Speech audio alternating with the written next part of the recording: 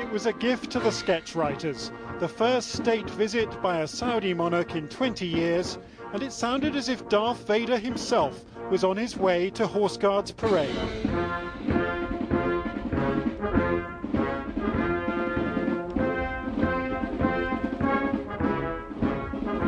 King Abdullah may not be head of an evil empire, but his visit is mired in controversy.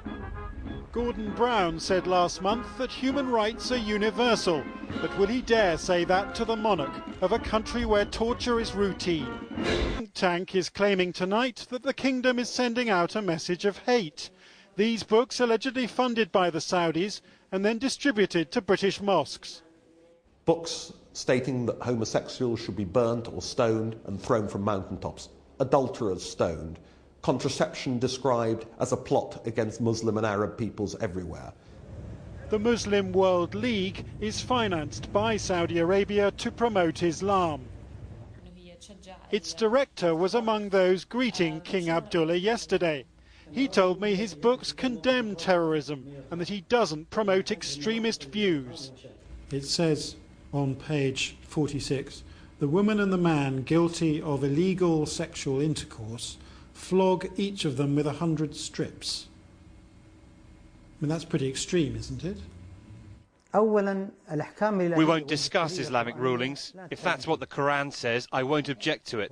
Whether it's cutting off hands or stoning people, that comes from religious teaching. But we respect what British law says, and we will do whatever it says. The government said today it was working with mosques to raise standards. But though the king is being treated to a state banquet tonight, several clouds undoubtedly hang over his visit. Well, we're joined now by Dean Godson, the research director of the Policy Exchange. That's the think tank that published today's report. And we're also joined by the Assistant Secretary General of the Muslim Council of Britain, Inayat Bungawala.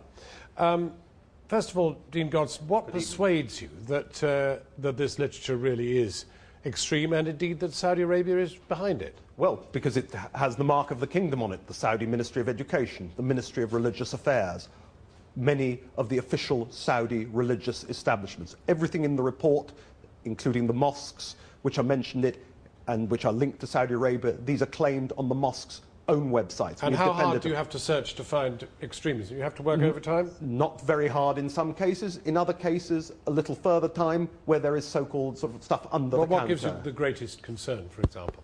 The very things we've been hearing about, the fact that it creates a sense of sectionalism, it creates a sense of sectarian identity, the belief that Western society, British society, and indeed actually Muslims who don't live up to the puritanical Wahhabite Saudi interpretation of Islam are beyond the pale, and there is a very, very strong coercive element, as you've heard from your reporter there.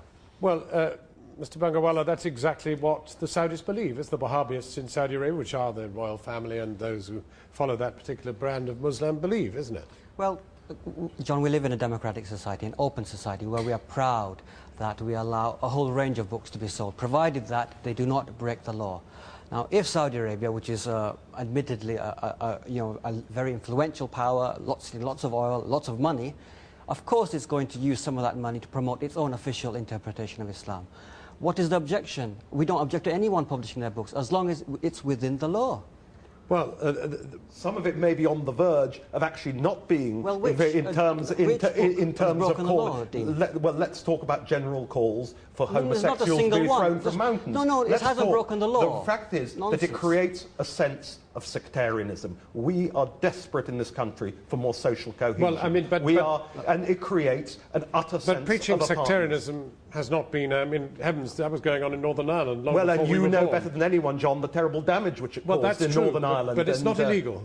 Well, it may, in some cases, as we know, there have been prosecutions of people who've spread hate literature. There have been neo-Nazis have been prosecuted but the for hate literature. surely We all know it's hard to John, get the convictions. If people have... You would not find this in any place like Westminster Abbey, St Paul's, hold or on. other religious institutions. I am sure if you're going out to look for if you're deliberately going out to look for offensive literature, you will find it in bookshops. We were told... Well, beheading people who lose the faith, no. For example. No. I mean, not a great idea, is it? No, these books do not say that in Britain you can behead people. They are giving an ancient ruling about apostasy. Well, then why is it being reprinted? Why is it being reprinted in a modern context? A historic ruling. How does it Let him help? answer. Let him answer. Look, the fact is, it's a historic ruling. They're allowed to. If you go to a Jewish bookshop, you'll find ancient Jewish rulings. Are they not allowed to sell those they books? don't require, but there is nothing in a Jewish bookshop that suggests you should kill people.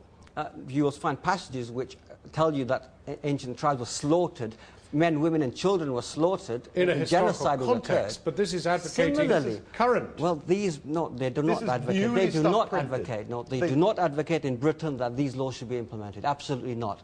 All these books emphasize that in Britain you have to obey the law of the land. It says that women should have subordinate positions and that there are jobs that they should. We've been talking about women's equal pay today. You don't have to agree with it, Dean. The fact is... No, we're entitled to point it out, and we're entitled to point out that... We are entitled to point out that it takes place in many of the mosques which are affiliated to yourselves. You could easily say, we will not tolerate this. In their report, John... Let me just ask you a slightly different question, because the truth is that many Muslims in this country are actually rather uncomfortable with Wahhabism. It doesn't represent mainstream Islam at all.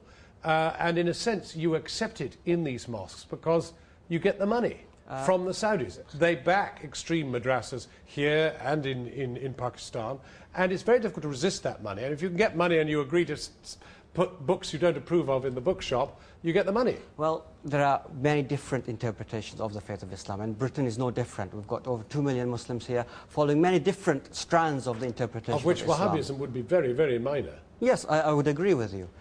Bookshops are entitled to sell what books they want. And if they want to sell books from Saudi Arabia, there is nothing in the law that tells them they cannot. In fact, today's report from Policy Exchange contains a very dangerous recommendation. It says that these books should not be allowed to be sold in this country. They should be removed from these bookshops. Well, we would like them removed. Well, I want to know what it contributes to this country. Well, just wait. That is a very dangerous and slippery slope. I'm afraid it's a rhetorical question that will have to be answered by email on our website in the normal way. Recommend the hate literature be removed voluntarily. Dean Godson, I'm afraid there we must leave it. Thank you. Mr.